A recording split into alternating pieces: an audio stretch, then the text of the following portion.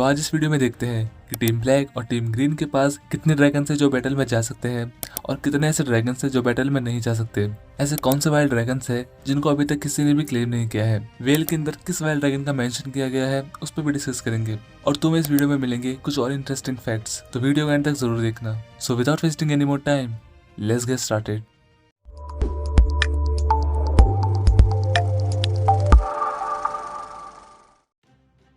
तो पहले डिस्कस करते हैं टीम ब्लैक के ड्रैगन्स की। सारे अनक्लेम ड्रैगन्स को क्लेम करने के बाद टीम ब्लैक के पास है इस वक्त टोटल 7 ड्रैगन्स। टीम ब्लैक का सबसे बड़ा ड्रैगन है वर्मिथॉर, मिलेगा या नहीं। वर्मिथॉर के बाद आता है सिल्वरविंग का नंबर। टीम ब्लैक के दूसरे सबसे बड़े ड्रैगन सिल्वरविंग को भी एक टारगेरियन बास्टर्ड ने ही क्लेम किया है। सिल्वरविंग की पहली राइडर थी वर्मिथॉर की राइडर जहारिस टारगेरियन की वाइफ एलिसेन टारगेरियन। एलिसेन सिल्वरविंग की काफी एक्टिव राइडर थी जिसने सिल्वरविंग पर वेस्टरोस में काफी जगह राइड की थी। सिल्वरविंग से रिलेटेड एक और इंटरेस्टिंग डिटेल ये भी है कि एलिसेन एक बार सिल्वरविंग से नॉर्थ की वॉल पर गई थी और उसने उस वॉल को क्रॉस करने का सोचा, पर सिल्वरविंग ने वॉल को क्रॉस नहीं किया। इनफैक्ट वेस्टरोस में कोई भी ड्रैगन कभी भी वॉल को क्रॉस नहीं करता है। पर फिर क्वेश्चन आता है कि गेम ऑफ थ्रोन्स में डेनेरिस के ड्रैगन्स ने कैसे वॉल क्रॉस की थी, एंड उसका आंसर तुम सीजन 7 की लेजी राइटिंग को मान सकते हो। नंबर 3, कैरेक्सिस। कैरेक्सिस के अपीयरेंस बाकी सारे ड्रैगन से अलग है। कैरेक्सिस को अपने कलर और एरोवियंस की वजह से ब्लड वॉर्म भी कहा जाता है। कैरेक्सिस का पहला राइडर था एमोन टारगेरियन जो जहारिस टारगेरियन का बेटा था और रेनिस का फादर। करंटली कैरेक्सिस का राइडर है डेमन टारगेरियन। कैरेक्सिस और उसके राइडर में काफी सारी चीजें कॉमन है, जैसे दोनों ही काफी निडर और पावरफुल है। मेलिस जो कि सबसे फास्ट ड्रैगन थी, उसके मरने के बाद ओल्ड ड्रैगन में से कैरेक्सिस सबसे फास्ट ड्रैगन है। इसलिए कैरेक्सिस एक ऐसा ड्रैगन है जो आधे साइज का होते हुए भी वेगार से 1-to-1 लड़ने की कैपेबिलिटी रखता है। नंबर 4, सी स्मोक। वर्मैक्स, रेनिरा के बड़े बेटे जेसेरिस टारगेरियन का ड्रैगन। वर्मैक्स बचपन से ही जेसेरिस के साथ बॉन्ड हो गया था, इसलिए ये भी पहले से बड़ा हो चुका है, बट स्टिल छोटा ही है। शो में कई बार इसको दिखाया गया है पर इसको अभी तक एक्शन में नहीं दिखाया गया है। वर्मैक्स यंग है जो शायद आने वाले बैटल्स में उतना यूजफुल ना रहे। Moon dancer. मून डांसर के राइडर है बेला टारगेरियन। मून डांसर एक यंग ड्रैगन है जिसे एपिसोड 3 में हमें दिखाया गया था जब रेनिरा ने बेला को कोल और उसकी आर्मी पर नजर रखने को कहा था। मून डांसर फास्ट है और अजाइल है, लेकिन काफी छोटा है जो शायद अभी आने वाले बैटल्स में उतना यूजफुल ना हो। अब बात करते हैं टीम ग्रीन के ड्रैगन्स की। टीम ग्रीन के पास है टोटल 4 ड्रैगन्स, जिसमें सबसे बड़ी है वेगार। डांस ऑफ ड्रैगन में शामिल सबसे बड़े ड्रैगन जो कि ऑलरेडी 2 ड्रैगन्स को मार चुकी है। वेगार एक फीमेल ड्रैगन है जिसको क्वीन ऑफ ऑल ड्रैगन्स कहा जाता है, जो प्रोबेबली बाकी सारे ड्रैगन्स की मदर या ग्रैंड मदर है। वेगार को सबसे ज्यादा बैटल एक्सपीरियंस है क्योंकि वो एगोन द कॉन्करर के कॉन्क्वेस्ट में शामिल थी। एगोन ने अपने सिस्टर वाइफ्स रेनीस और विसेनिया के साथ मिलकर पूरे वेस्टरोस पर कब्जा किया था। इसमें विसेनिया के पास थी वेगार, उसके बाद वेगार विसेरियस और डेमन के फादर बेलोन के पास गई, उसके बाद लेना वैलेरियन के पास, और अभी करंटली वेगार का राइडर है एमन टारगेरियन, जिसने लिटरली इस ड्रैगन से बवाल मचा रखा है, जो टीम ब्लैक के लिए सबसे बड़ा थ्रेट है। ड्रीमफायर। ड्रीमफायर काफी बड़ी और ओल्ड फीमेल ड्रैगन है जिसकी राइडर है हेलेना टारगेरियन, जिसको ड्रीमफायर पर कभी राइड करते हुए नहीं दिखाया गया है। ड्रीमफायर को शो में दिखाया ही सिर्फ कुछ सेकंड के लिए है, जब सीजन 1 में यंग एमन ड्रीमफायर के ड्रैगन पिट में जाता है। ड्रीमफायर काफी ओल्ड और बड़े ड्रैगन है जो कि मेलिस और कैरेक्सिस से भी बड़ी है, और बैटल्स में ड्रैगन का साइज हमेशा से ही मैटर करता रहा है। लास्ट एपिसोड के ट्रेलर में हमने देखा है एमन हेलेना को बोल रहा होता है ड्रीमफायर के साथ बैटल में उतरने के लिए, तो फाइनली अपन को शो के लास्ट एपिसोड में ड्रीमफायर ढंग से देखने को मिल सकती है।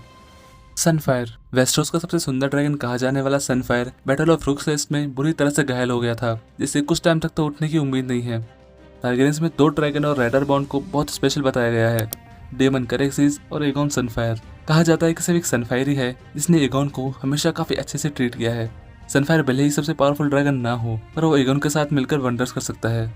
टेसेरियन। एगोन और एमन के छोटे भाई डेरन का ड्रैगन। डेरन को अभी तक शो में नहीं दिखाया गया है, पर उसके नाम को कई बार मेंशन किया गया है। डेमन अभी ओल्ड टाउन में रहता है। एपिसोड 7 में बताया गया था कि टेसेरियन अब उड़ने लायक हो चुका है, और लास्ट एपिसोड के ट्रेलर में टेसेरियन को सेकंड्स के लिए स्पॉट भी हुआ है, तो ये देखना इंटरेस्टिंग होगा कि डेरन और टेसेरियन क्या कमाल कर पाते हैं। इसके अलावा टीम ग्रीन और टीम ब्लैक के पास ऐसे ड्रैगन्स भी है जो अभी काफी ज्यादा छोटे हैं या जस्ट पैदा ही हुए हैं, तो वो ड्रैगन्स लड़ने लायक नहीं है, और न ही उनके राइडर उन पर राइड करने जितने बड़े हैं। जैसे टीम ग्रीन की अगर बात करें तो एगोन के बेटे जहरियस के पास था शिरकोस, जिसका करंटली कोई राइडर नहीं है क्योंकि सीजन 2 के पहले ही एपिसोड में जहरियस का मर्डर हो जाता है। इसके अलावा जहरियस की जुड़वा बहन जहरिया के पास है मोरगुल। ये दोनों ही भी बहुत छोटे हैं और लड़ने लायक नहीं है। टीम ब्लैक में जेसेरियस और लुसेरियस के छोटे भाई जोफ्री के पास है टेरेक्सिस, जो भी काफी छोटा है और लड़ने लायक नहीं है। रेनिरा और डेमन के बच्चों के ड्रैगन्स तो और भी छोटे हैं। रेनिरा और डेमन के सबसे बड़े बेटे एगोन के पास है स्टॉर्म क्लाउड, जिसे हमने सीजन 2 एपिसोड 6 में देखा था। अब बारी आती है रेना टारगेरियन की। रेना के पास करंटली कोई ड्रैगन नहीं है, पर सीजन 2 के एपिसोड 3 में हमने देखा था कि रेनिरा रेना को वेल भेजती है, 2 ड्रैगन्स और 4 ड्रैगन एग्स को लेके। ये 2 ड्रैगन्स होते हैं जोफ्रे का टेरेक्सिस और एगोन का स्टॉर्म क्लाउड, और इन 4 ड्रैगन एग्स में से एक ड्रैगन एग रेना का ही है जो अभी तक हैच नहीं हुआ है। बाकी बचे 3 ड्रैगन एग्स। यहाँ पर ये स्पेकुलेशन लगाई जा रही है कि गेम ऑफ थ्रोन्स में डेनेरिस टारगेरियन के जो 3 ड्रैगन एग्स थे, जिसमें से ड्रोगोन, रेगाल और वेसेरियन हैच हुए थे, वो 3 ड्रैगन एग्स यही है। तुम इस पर कितना बिलीव करते हो मुझे नीचे कमेंट्स में जरूर बताना।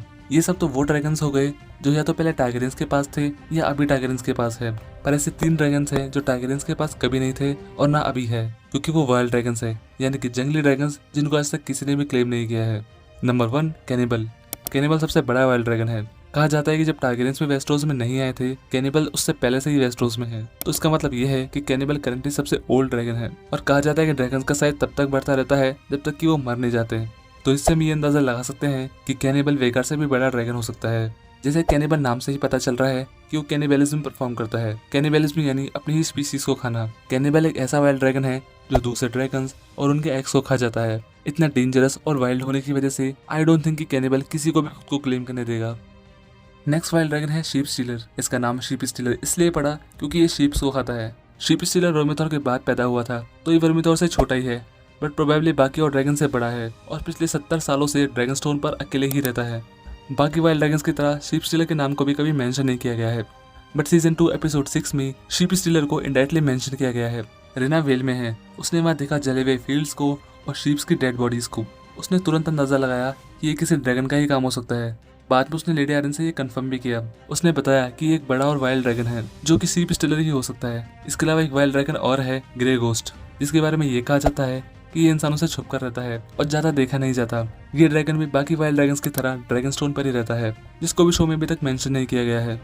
तो ये बात हो गई हाउस ऑफ द ड्रैगन के सारे ड्रैगन्स की जो डांस ऑफ ड्रैगन में इंपॉर्टेंट रोल प्ले कर सकते हैं। अगर वीडियो में कुछ भी अच्छा लगा हो तो इसे लाइक शेयर कर देना। तुम इस चैनल को सब्सक्राइब भी कर सकते हो ऐसे ही और वीडियोस देखने के लिए।